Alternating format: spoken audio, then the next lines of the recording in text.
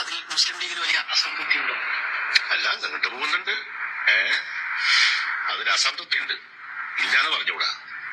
ഇപ്പൊ നമ്മളെ ഈ തെരഞ്ഞെടുക്കപ്പെട്ട നിയമസഭാ സാമാജികന്മാരുടെ സ്വീകരണ പരിപാടികളിൽ അത് പ്രകടമായിട്ട് കാണുന്നുണ്ട്. പരിപാടികൾ വരെ നമുക്ക് ശരിയായിട്ട് മതി ഈ സ്വീകരണം എന്ന് പറയാറുണ്ട്. സ്വീകരണ പരിപാടികൾ മാറ്റിവെച്ചിട്ടുണ്ടോ? മാറ്റിവെച്ചിട്ടില്ല, മാറ്റിവെക്കേണ്ട ഒരു സ്ഥിതിവിശേഷം വരെ ഉണ്ടായിട്ടുണ്ട്. ആൾക്കാർ നിരാശരാണ്. പാർട്ടി പ്രവർത്തകന്മാർ മറ്റ് സംസ്ഥാനങ്ങളിലെ പാർട്ടി പ്രവർത്തകന്മാരെ പോലെയല്ല കേരളത്തിലെ പാർട്ടി പ്രവർത്തകന്മാർ. അവർ നല്ല രാഷ്ട്രീയരാണ്. അത് സ്ത്രീകളാണെങ്കിലും പുരുഷന്മാരാണെങ്കിലും.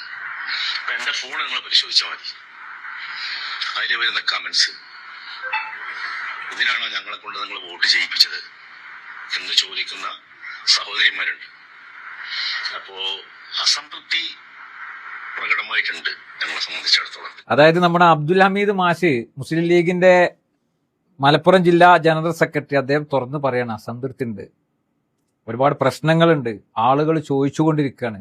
ഒരു പരിപാടിക്ക് പോയാൽ MLA മാരോടും രാഷ്ട്രീയ നേതാക്കന്മാരും ചോദിക്കുന്ന ഒരു ചോദ്യം, ലീഗിലെ തന്നെ പല ആളുകളും ചോദിക്കുന്നത്, ഇതിനാണോ നിങ്ങൾ ഞങ്ങളെ കൊണ്ട് വോട്ട് ചെയ്യിച്ചത് എന്നാണ്.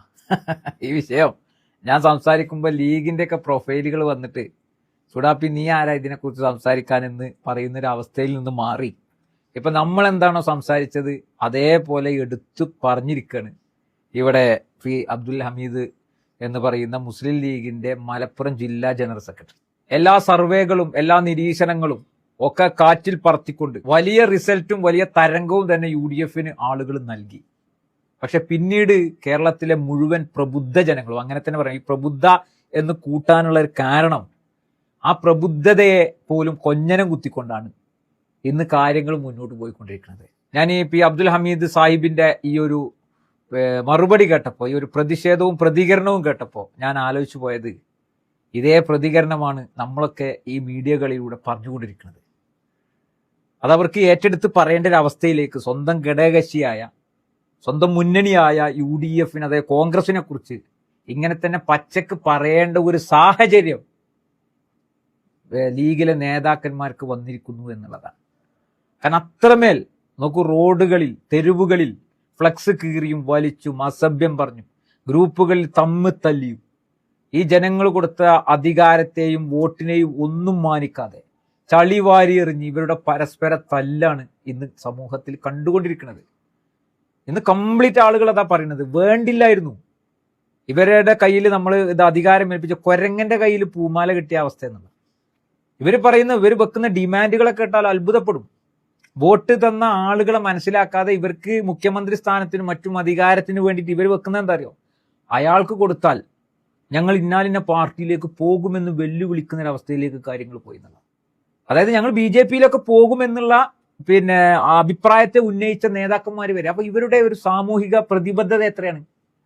ഇതൊക്കെ തിരിച്ചറിഞ്ഞുകൊണ്ടാണ് മുസ്ലിം ലീഗിലെ ഈ സമുന്നതനായ നേതാവ്, ജില്ലാ നേതാവ് തന്നെ അതിനെക്കുറിച്ച് പറയാണ്. ഒരു ഫംഗ്ഷന് പോലും വിജയിച്ച MLA മാർക്ക് സ്വീകരണം കൊടുക്കാൻ വരെ പാർട്ടി മുസ്ലിം ലീഗ്, ഇപ്പൊ നമുക്കറിയാലോ, മുസ്ലിം ലീഗ് മത്സരിച്ചതിൽ ഏകദേശം 95% വരുന്ന സീറ്റുകളിലും ലീഗ് വിജയിച്ചിരിക്കുന്നു. ആ ലീഗിന്റെ ഒരു അവസ്ഥ ഇതാണ്. കാരണം മുന്നണി സംവിധാനമായ കോൺഗ്രസ് നിന്ന് തല്ല റോട്ടിൽ. അതിന്റെ ഒരു ഗതികെട്ടൊരവസ്ഥയെ കുറിച്ചാണ് ശരിക്ക് പി അബ്ദുൽ ഹമീദ് സാഹിബ് ഇവിടെ പറഞ്ഞു വെക്കുന്നത്. ഇത് യാസിറിന് മാത്രം ബോധ്യപ്പെട്ട കാര്യമല്ല. അപ്പൊ ലീഗിന്റെ പ്രൊഫൈലുകളോട് എനിക്ക് പറയാനുള്ളത്, കോൺഗ്രസ്സുകാർ തെറി വിളിക്കുന്നത് നമുക്ക് മനസ്സിലാക്കാതെ അവരുടെ സൈബർ പോരാട്ടത്തിന്റെ ഭാഗമായിട്ട് തെറിവിളി അവരുടെ ഒരു ഭാഗമാണെന്ന് വിചാരിക്കും. പക്ഷേ നിങ്ങളൊന്ന് ആലോചിച്ച് നോക്കൂ, നിങ്ങളുടെ നേതാക്കന്മാർക്ക്, ജയിച്ചു വന്ന MLA മാർക്ക് സ്വീകരണം കൊടുക്കാൻ ഒരു ഫംഗ്ഷൻ വെച്ച് കഴിഞ്ഞാൽ, അല്ലെങ്കിൽ ഒരു കല്യാണ വേദിയിലേക്ക് വന്നാൽ, ഒരു ലീഗിന്റെ രാഷ്ട്രീയ നേതാവിനെ കണ്ടാൽ ആളുകൾ ചോദിക്കുക എന്താ കഥ. അവരോട് മറുപടി പറയാൻ കഴിയാതെ ഞങ്ങൾ വഷളായിക്കൊണ്ടിരിക്കുന്നു, ഇളിഭ്യരായിക്കൊണ്ടിരിക്കുന്നു. ഇതിനാണോ ഞങ്ങളെ വോട്ട് നിങ്ങൾ വാങ്ങി, ഇതിനാണോ ഞങ്ങളെ കൊണ്ട് നിങ്ങൾ വോട്ട് ചെയ്യിപ്പിച്ചത് എന്നുള്ള രൂക്ഷമായ ഭാഷയിൽ പലരും സംസാരിക്കുന്നു, മെസ്സേജ് അയക്കുന്നു എന്ന് അബ്ദുൽ ഹമീദ് സാഹിബ് പറഞ്ഞു വെക്കുമ്പോൾ, അപ്പൊ ഈ വിഷയമൊക്കെ ദിവസങ്ങൾക്ക് മുമ്പ് ഉന്നയിച്ച എന്നെ പോലുള്ള ആളുകളെയൊക്കെ തെറി വിളിച്ച ലീഗിന്റെ പ്രൊഫൈലുകൾ ഇന്ന് പി അബ്ദുൽ ഹമീദ് സാഹിബിന്റെ പിറകെ പോയി അതിനെ ശരിവെക്കേണ്ട ഒരു അവസ്ഥയിലേക്ക് വന്നിരിക്കണം. ഇപ്പോഴും തീരുമാനമായിട്ടില്ല, നാളെ ഹൈക്കമാൻഡ് വിളിച്ചിട്ടുണ്ടെന്നാണ്. ഇപ്പൊ നിലവിലുള്ള ആളുകളെ കൂടാതെ തന്നെ ഹൈക്കമാൻഡ് മറ്റു പലരെയും കേരളത്തിൽ നിന്ന് വിളിച്ചിട്ടുണ്ട്. എന്താണ് ഇതിന്റെ തീരുമാനം എന്ന് അറിയുന്നില്ല. പാർട്ടി പ്രവർത്തകർ ഗ്രൂപ്പിസമായിട്ട് ഗ്രൂപ്പ് കളിയിൽ ചേരി തിരിഞ്ഞ് റോട്ടിൽ നിന്ന് തല്ലാണ്. പല ആഹ്വാനങ്ങളും വന്നിട്ടും യാതൊരുവിധ കെട്ടടങ്ങളുമില്ല. വി.ഡി. സതീശനെ ആക്കിയില്ലെങ്കിൽ ഞങ്ങൾ ഇങ്ങനെ പ്രതികരിക്കും, അങ്ങനെ പ്രതികരിക്കും, ഞങ്ങൾ അങ്ങോട്ട് പോകും, ഞങ്ങൾ പാർട്ടി വിടും, ഞങ്ങൾ BJP-യിൽ ചേക്കേറും. ഇതൊക്കെ കേരള സമൂഹം, ലീഗിന്റെ മാത്രം പ്രശ്നമല്ല, കേരള സമൂഹം മുഴുവനും തലവേദനയായി ഈ ഒരു അധികാര കൈമാറ്റത്തെ ഗതികെട്ടൊരവസ്ഥയിലേക്കാണ് ഞങ്ങൾ എത്തിപ്പെട്ടത് എന്നുള്ള തിരിച്ചറിവിലേക്ക് കാര്യങ്ങൾ നീക്കിക്കൊണ്ടിരിക്കുകയാണ്. ഇതിനും നിങ്ങൾക്ക് ആകണ്ടാകുന്നതോ പച്ചത്തെറി വിളിക്കാനേ കഴിയുള്ളൂ.